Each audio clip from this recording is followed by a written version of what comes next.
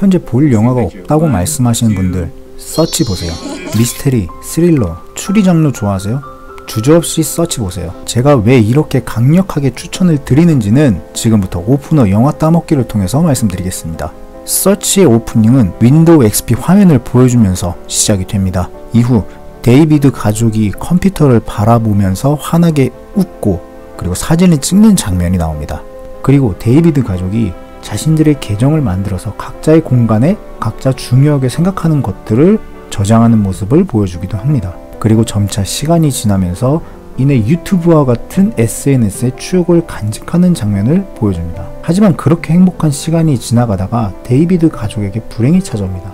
그 불행은 아내의 투병입니다. 첫 스토리에서는 그녀가 병을 이겨내고 건강한 모습을 찾는 걸 보여줍니다. 그리고 그로 인해서 가족들이 화목하게 지내는 걸 보여주죠. 하지만 두 번째 스토리에서는 병의 재발로 인해서 그녀가 남편 데이비드와 딸 마고를 남겨둔 채 세상을 등지는 모습을 보여줍니다. 그렇게 시간이 흐른 뒤에 데이비드와 딸 마고가 아이메시지를 통해서 대화를 나누는 장면을 시작으로 본격적으로 영화의 스토리를 이어나갑니다. 자, 그렇다면 왜 서치의 오프닝이 이렇게 시작된 걸까요?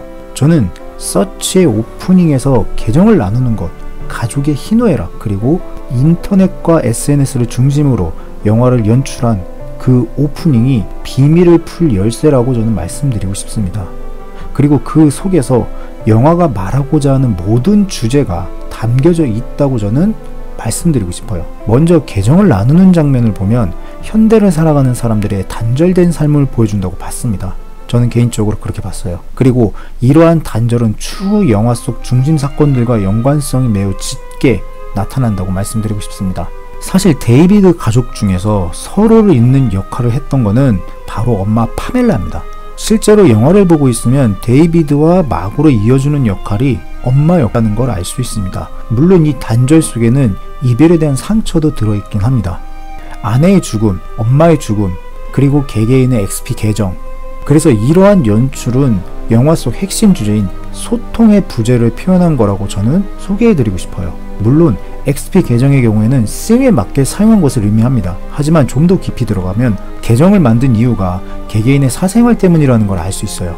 하나의 컴퓨터 속에 3개의 계정을 가지고 있고 각자의 계정을 통해서 각자의 스타일에 맞게 그 계정을 운영했던 것, 데이비드, 파멜라, 마고의 개인적인 자료들이 저장된 각자의 계정, 이것이 소통의 부재와 사생활에 대한 대표적인 예라고 저는 말씀드릴 수 있을 것 같습니다. 그런데 21세기를 지나가고 그리고 시간이 흘러가면서 사생활이라는 개념이 조금씩 바뀌게 됐어요. 즉 인터넷 문화가 들어오면서 사생활이라는 개념이 바뀌었다는 말입니다. 마치 이메일 비밀번호 하나만 알고 있으면 그 어떤 계정도 들어갈 수 있는 것처럼 말이죠. 나만의 사적인 공간을 온라인에 만들었을 때 그 공간을 개인이 가지고 있는 비밀이 아니고 모든 사람이 공유하는 것이 바로 요즘 인터넷 문화라고 이렇게 영화는 말하고 있는 겁니다.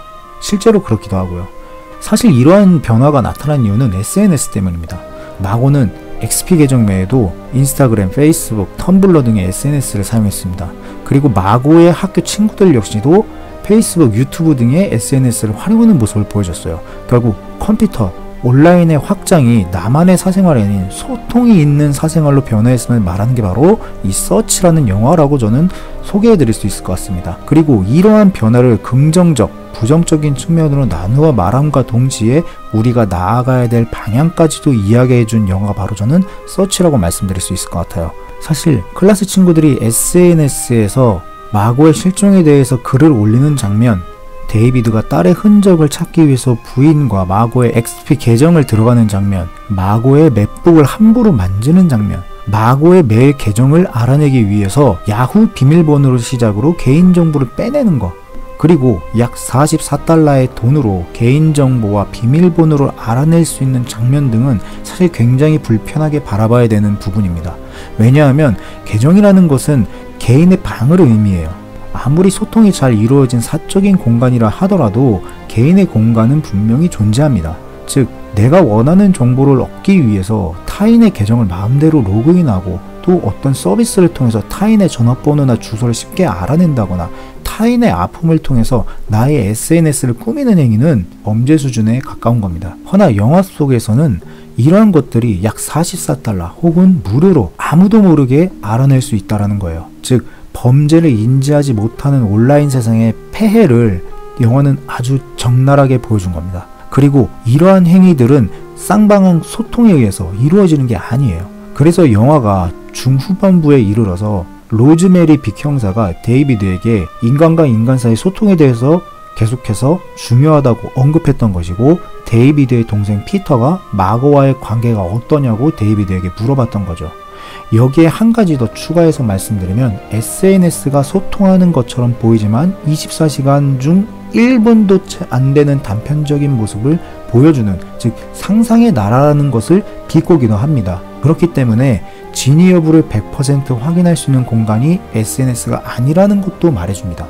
이러한 메시지는 아내 파멜라의 영상, 마고 친구들의 SNS, 그리고 마고가 유카트라는 사이트에 자신의 스트리밍 영상을 올린 것을 통해서 공공연하게 나타납니다. 그렇다면 온라인은 오프라인과 다른 영향을 행사하는 곳일까? 저는 서치라는 영화가 온라인과 오프라인 둘 다 제대로 된 소통이 이루어지지 않는 공간이라고 꼬집는 영화라고 전 봤어요.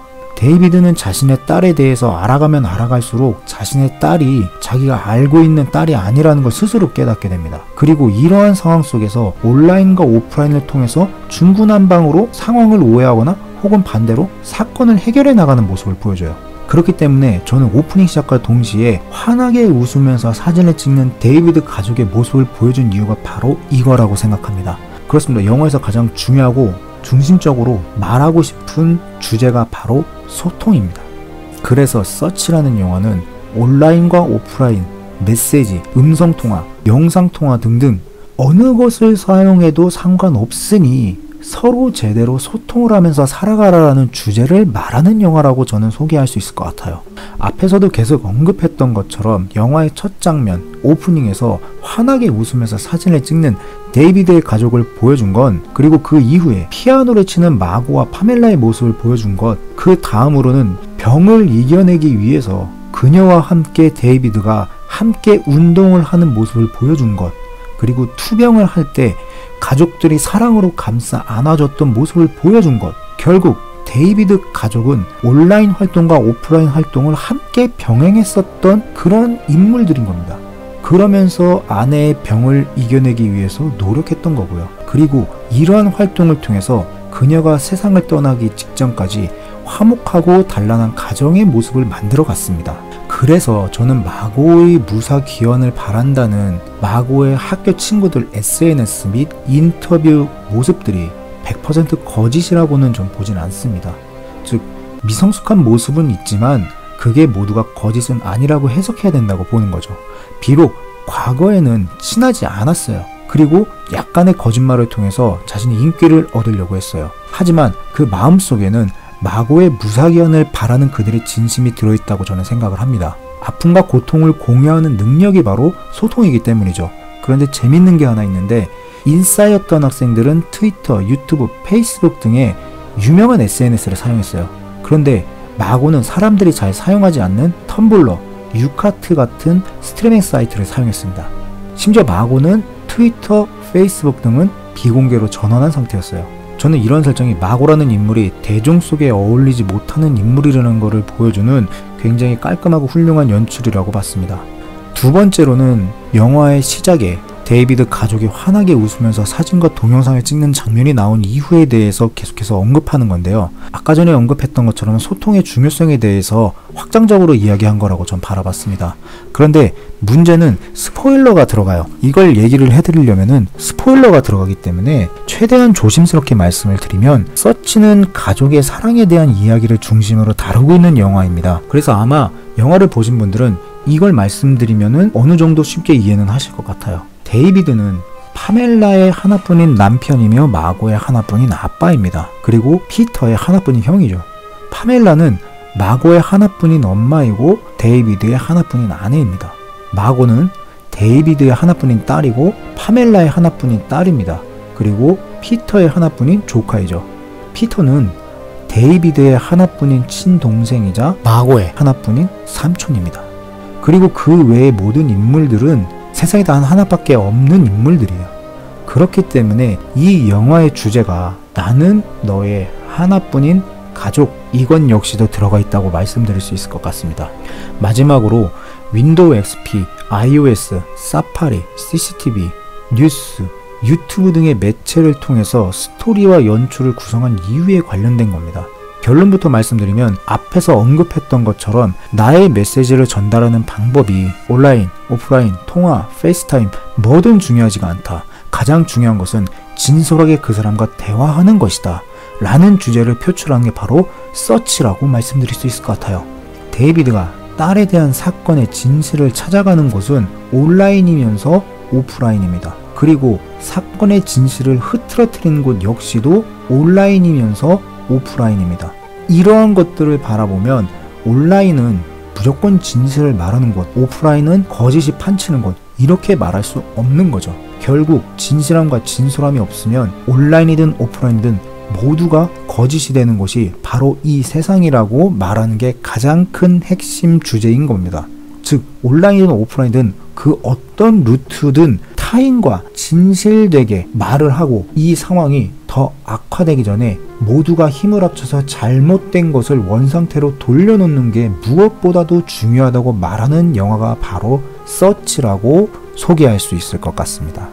서치는 가장 첫 오프닝 장면에서 가족 모두가 하나가 돼서 환하게 웃으며 사진을 찍는 장면과 XP라는 운영체제를 함께 보여주면서 영화의 시작을 알렸습니다. 사진을 찍기 위해서 오프라인에서 모인 것, 그리고 온라인으로 사진을 찍는 것, 즉 사랑하는 사람들 간에 진실 어린 소통을 함으로써 그 소통 속에서 나를 가장 아끼고 사랑해 줄 수 있는 존재가 SNS 속 온라인 친구들이 아닌 가족이라고 이야기하는 영화가 저는 서치라고 말씀드리면서 영상 마치고자 합니다. 긴 영상 봐주셔서 감사합니다.